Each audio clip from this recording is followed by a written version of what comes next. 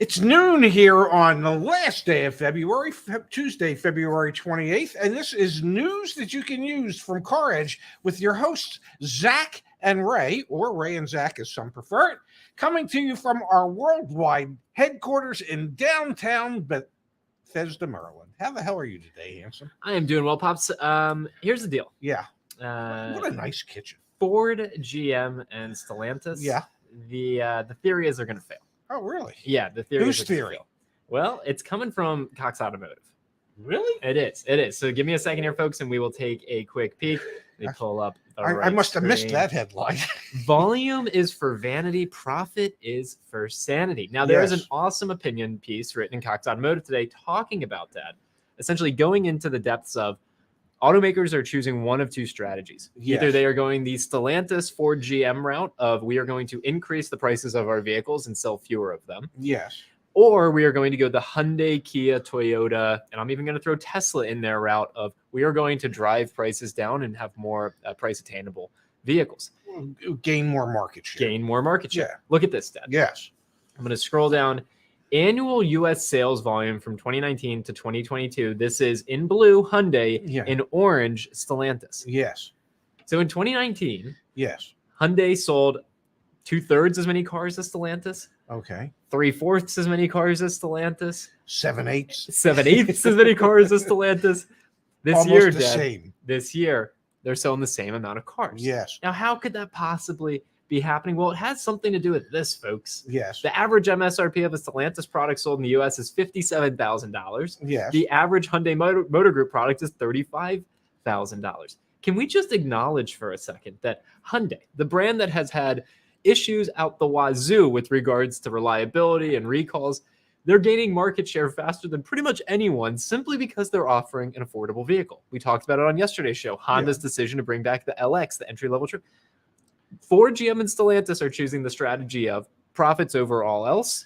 The other automakers, a lot of our Asian automakers, are choosing we are going to gain market share. And I think you can make a very compelling argument that Ford, GM, and Stellantis are choosing the path that looks attractive today and devastating tomorrow. Wow. Well, they'll still be here tomorrow, and they'll be here 20 years from now, and they'll be here 50 years from now. Albeit they might not be the same size company as they are today, because if you dig into those stats, Stellantis it was selling 657,000 less vehicles last year than they had previously, but their revenues only went down 6%. Their average profit went up dramatically. So there's something to be said for that strategy. However, on the other hand, that's 657,000 less customers that they had. That's 657,000 less service customers that they've created, less opportunities to trade people out of a vehicle in the future. Yep. So it's a short-term strategy. I don't know that it's a real successful long-term strategy. Excuse me. You're okay, Dad. I am, because I have some WeWork tea. And I think there's a real opportunity here, Dad, for one of these brands, Hyundai, Kia, for example, to just continue to grow year over year in the way that they've been. We saw Subaru did this. What did they have? They had consecutive months of sales growth for 15 years? Something crazy like that until a chip shortage. There are opportunities for entry-level price points now more than ever before to gain this market share, and it is very much an intentional decision. We covered the news last week. It's been everywhere. GM intentionally holding back supply and development of production of Silverado pickup trucks. Pickup trucks that cost $60,000 or more. That's an intentional business decision, a strategic decision, and will likely lead to more and more pain for these automakers as Hyundai, Kia, and others swoop in and capture those buyers. I think the way you have to look at it is, are the major players, are the legacy manufacturers in the United States, are they looking at it as this will continue to be a shrinking market in comparison to population growth? Yeah. Okay. And if it will be a shrinking market in comparison to population growth, are we better off just appealing to the well-heeled clientele that's out there? And that, if you start looking at the long-term effects of this, that might actually make sense. I don't know. Yeah. Will there be players for the lower end market? Yes. Will they ever make the type of money that the players in the higher end market make? No. Can they have market share? Yes. The gross profits will never be anywhere near the same. It depends, I guess, on what your projection for growth and the market is moving forward. And if the conclusion for the legacy manufacturers is it's a shrinking market and will continue to shrink, then this might make sense. Might. I won't be around long enough to know. See if it works or not. You might. You will. I mean, but I can't. Can corporations make bad decisions? Happens every day. Okay, happens every day. But I would think that they've, the bean counters have put pencil to paper, and they figured out that perhaps in the long run, this is the way to go. Short term, you're giving up something. Long term, you'll still be there. You mentioned it, and I want to pull it up on the screen.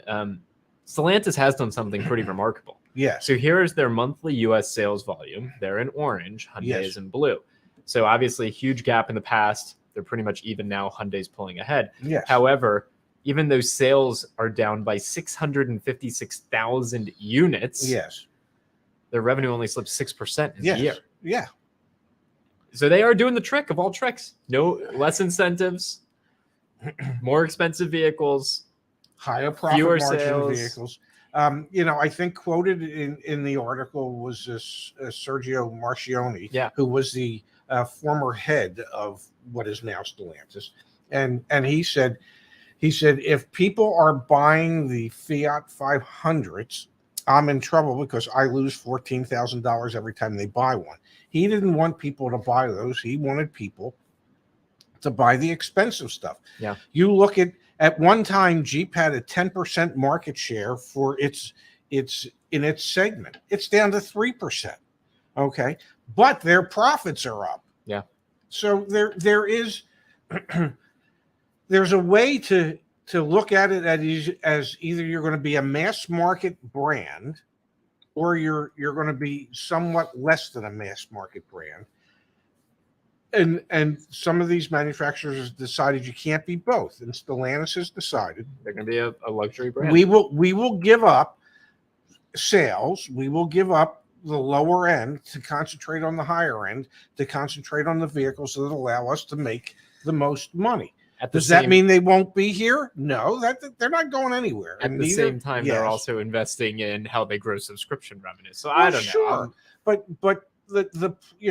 I mean, I love you, but Ford, GM, Stellantis are probably not going to fail. This is why this is a point counterpoint show, like CarEdge Electric. I like that. Yeah. But you know what I'm particularly fond of is your clickbaity titles, and they do tend to work. Hey, it is an interesting dichotomy of strategy. It'll be very interesting to see if the trends that we were looking at with sales continue to transition. And there is something to be said for vanity and sanity. For years and years and years, when BMW and Mercedes-Benz were duking it out for for volume leadership, sales volume leadership in the luxury segment. I mean, the amount of money that BMW would pay to the dealer body to get them to report cars sold that weren't actually sold was staggering. So there's a certain amount of vanity tied into this, and it does have a cost. Yep. But in those two brands, you're talking about luxury brands that were making a lot of money per car anyway. But they could have been making even more had they practiced a little sanity. I agree with Wendy here, Dad. Right now it looks good for shareholders, but in a year they'll be in pain. And I think your point is it might take longer than a year, but I do think it's a short-term play versus a long-term play. Let's switch gears. Yes. Let's talk about the used car market. Today is Tuesday. That means we have the latest data from Black. But before we look there, from the latest weekly update from Cox Automotive, yes, auto loan rates keep moving higher. The latest data shows that the average new car auto loan is 8.67%. the average used car auto loan in February is up to 13.65%. So now, can we explain to folks what that means? Or may I try to explain what that means? It means how the hell do you afford a car? Well, that's besides the point. We've been having that conversation for the last 2 years. Yeah. The average is 8.67%. There are subvented rates from manufacturers that are much lower than that. Yep. There are rates from banks that are much lower than that are available, but they're based on credit tiers and credit scores. So that somebody with an 800 credit score could go into a bank and maybe get 5.9%. Yep.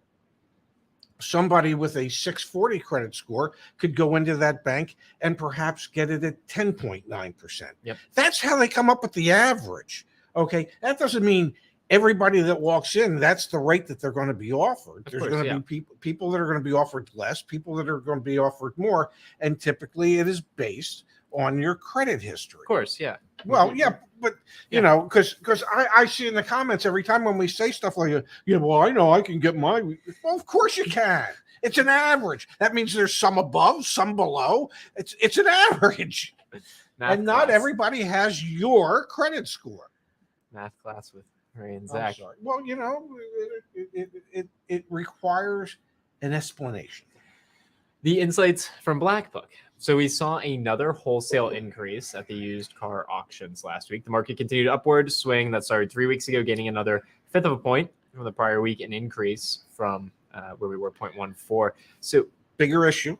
What's the bigger issue? Bigger issue. The bigger issue is against the historic average for the same week.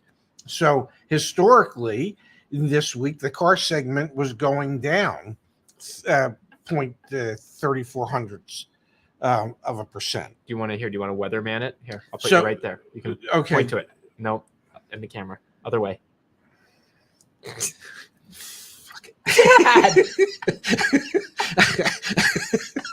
Anyway, now if you take the negative 34, and add a positive 27, that's what 60. So it's a 61 hundredths of a percent delta. Swing.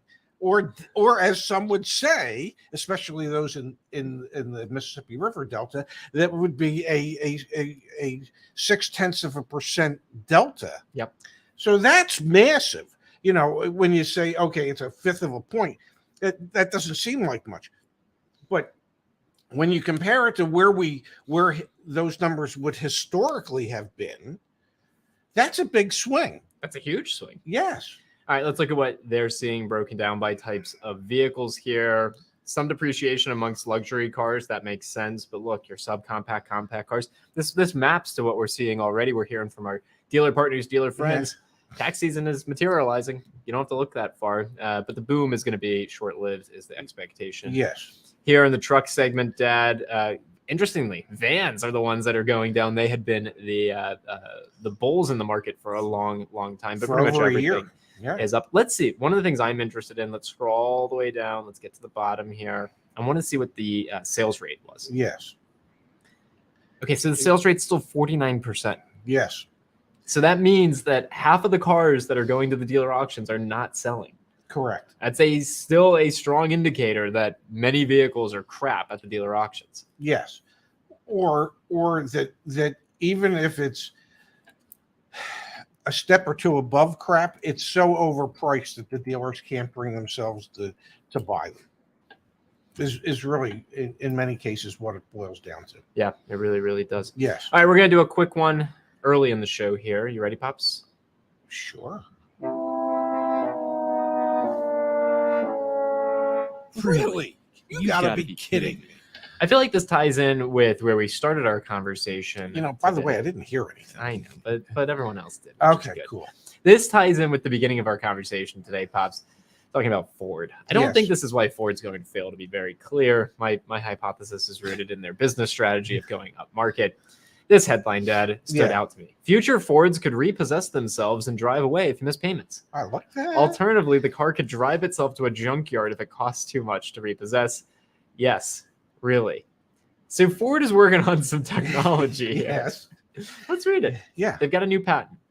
Average car payments have been rising for a while. Thank you for this, Peter. Yeah. Although auto loan delinquency rates have been down since the height of the pandemic, they're starting to go back up. Ford applied for a patent to make the repossession process go smoother. For the bank, that is. The patent document was submitted to the United States Patent Office in August 2021, but it was formally published just the other day. Yes. It's titled, quote, Systems and Methods to Repossess a Vehicle. It describes several ways to make the life of somebody who has missed several car payments harder. It explicitly says the system, which could be installed on any future vehicle in the automaker's lineup with data connection, would be capable of, quote, disabling a functionality of one or more components of the vehicle, everything from the engine to the air conditioning. For vehicles with autonomous or semi-autonomous driving capability, the system could, quote, move the vehicle from a first spot to a second spot that is more convenient for a tow truck to tow the vehicle, move the vehicle from the premises of the owner to a location such as, for example, the premises of a repossession agency, or if the lending institution considers the, quote, financial viability of executing a repossession procedure to be unjustifiable, the vehicle could drive itself to the junkyard. Wow. Really? Yeah. You've got to be kidding me. Yeah, that's pretty amazing stuff. I mean, if it actually did what they're hoping it might do. The good news to me is the fact, well, it's Ford, so it probably won't work. So more than likely, it probably won't work the way it was intended, and it'll be subject to a future recall. So for those of you who have the self-repossession technology, you have to pay extra for that. You'll need to bring that into the dealership. There's been a recall on that. Could you imagine Stellantis? Because they're the ones that are most bullish on subscriptions. Stellantis, to be clear, $30 billion in annual revenue they want from consumer subscriptions. Imagine they have like a self-recall line item, $299 a year. Yeah. And they'll position it as a credit, protect your credit system. Whatever. But could you imagine? I mean, if you were a Ford owner and you knew you were delinquent on your car loan, and you knew the recall was to, well, enhance the repossession capability of the technology and the software that's built into your, are you taking it in to get that corrected? No, I don't think so. But you know, it's interesting stuff, and that came to us from our dear friend Alex, the sound guy in Alaska, the Alaska sound guy. Yeah. You know, it more than anything, it provides us with something to chat about on the show. It is pretty interesting stuff. That's for sure. Yeah. All right, Pops, we have a couple success stories over on the community forum that I wanted to turn our attention to as well. And before we do, I want to share with everyone, we launched something brand new just yesterday. So I'm going to share the screen, and I just want to show everyone, not a pitch per se, but just want to make everyone aware. This would be a quasi pitch, ladies and gentlemen, not the full pitch. When you sign in to your CarEdge account, we've got a brand new homepage. So there's a happy Pops, there it is. Yeah. So if you're a CarEdge member, CarEdge Plus member, if you've bought CarEdge Coach or anything in between, you have a brand new, even if you're on the free plan, we have our new homepage here that has all the quick links. So a couple things to make you aware of. First and foremost, when you're searching for a vehicle, we've now integrated, so for example, this Land Rover Discovery, we've now integrated suggested offers, negotiability scores, and CarEdge recommendations on every single vehicle detail page. So as you're searching for cars, you'll be able to see those. We have also added, Dad, My Deals. So if you want to get your deal? No, if you want to keep track of deals that you're working on, you can simply click on My Deals, and then you can chat with a coach about a particular vehicle, or you can actually go to your roadmap. Yes. Go to your roadmap. You can add your trade-in, go through the financing process, contact the seller, copy the email template or whatever template you want to use. Yes. Here's the contact information for this dealership.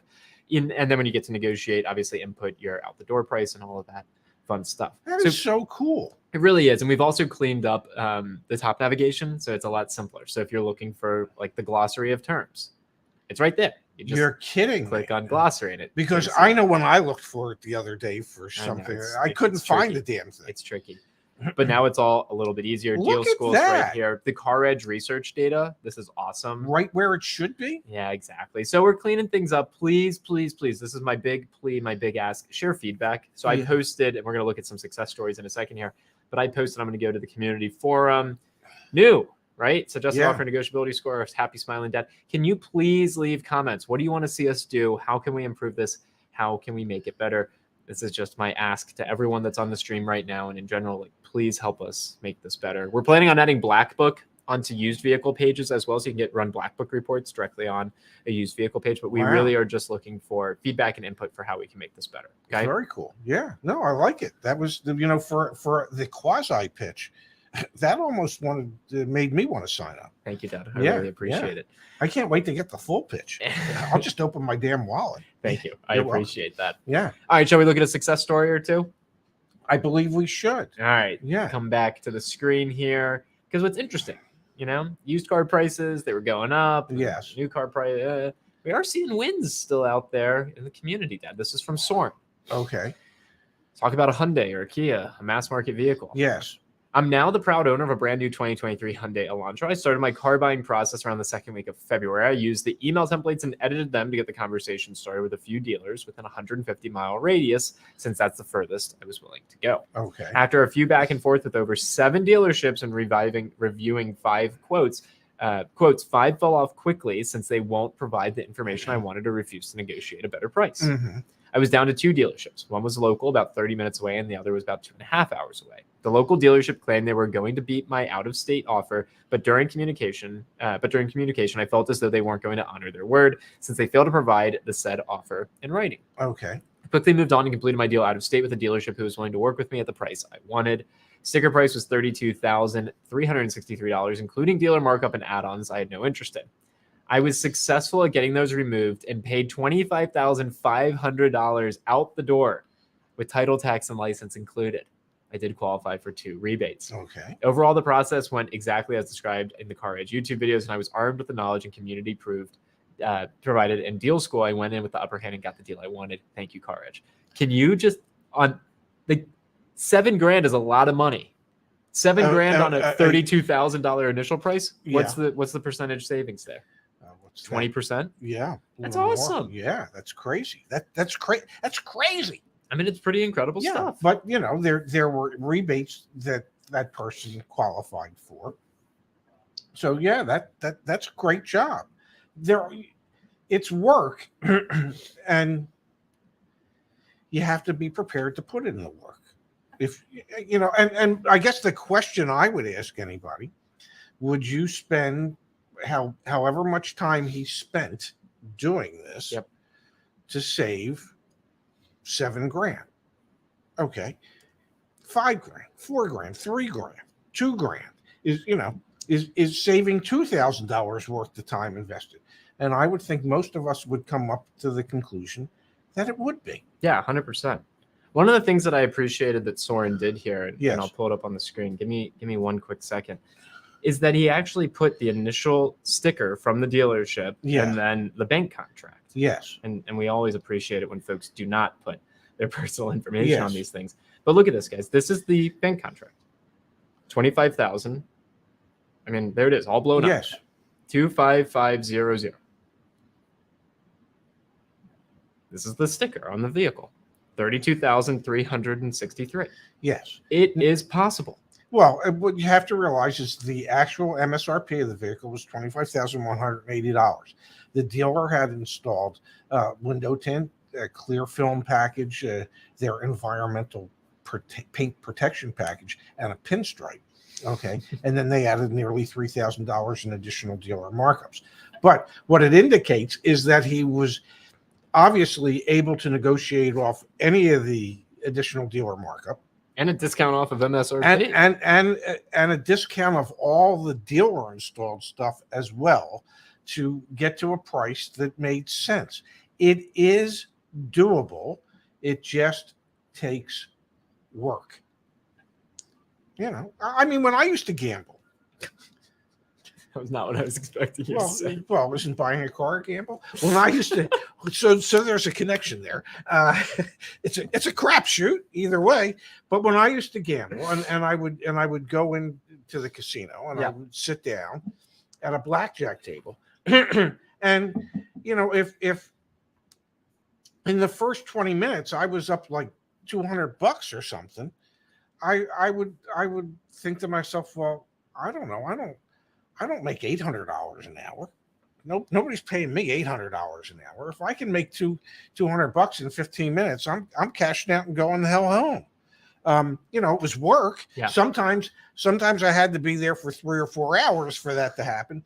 But the point was, if you're willing to put in the time, the effort, and the energy, and you can get a reward. And I think it also, or you can lose it all. Yeah, your gambling analogy is strange to me on this one. I think it puts into perspective what's possible, because for a lot of people, you just see that sticker and you're like, oh crap, I got to at least pay MSRP. No, yes, it shows you what's possible. And I love seeing the actuals. Love seeing the screenshot of the photo of the bank contract. Okay, absolutely. Let's call it a show. Okay, we will be back tomorrow.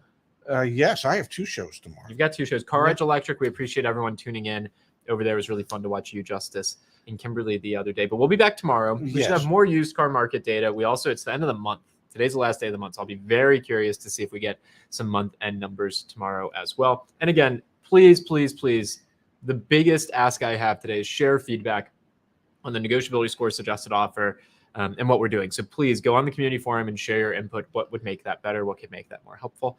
And yeah, we'll be back tomorrow. And do you find value in the things that you are trying to the roadmap? Do you guys think the roadmap's useful? Like, how can we make that more useful? So please, share feedback is my we're trying to do this a little differently than how they do things in a dealership. And what I mean by that is, in the most recent study, and I don't know if it was the Cox study, but it was one of the studies. I think it was Capital One. A Capital One study, where dealerships think that ease of doing business, like it is a score of 71, or something like that. Customers see it at like 20%. Yeah, 20% of customers felt that there was truly an ease of doing business. 70% of dealers felt that they made it easy for customers to do business.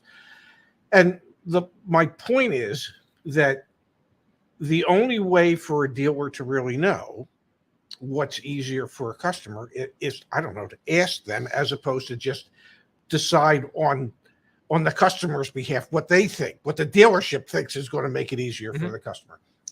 So when it comes to adding things to the website that we think or you think might be of value, well, the best way to find out what really is of value to our members out there and those who use and utilize the website, well, is to ask them. Because what we think should be valuable, many of our members might not find it to be valuable. So that's why we asked. We don't want to just assume what it is that you would find valuable. We want to hear from you exactly what it is that you find valuable and what would add value to it, so that we can try and develop it for you, if that makes any sense. Ray Shefska, product leader extraordinaire. Well, I don't know about any of that, but you have to get the input from your customers. Absolutely, Deb. Yeah. All right, we'll be back tomorrow, noon. Eastern. 9. Pacific. Thank you, Pops. Thank you, everyone, for being here. Goodbye, everybody. Have a great day.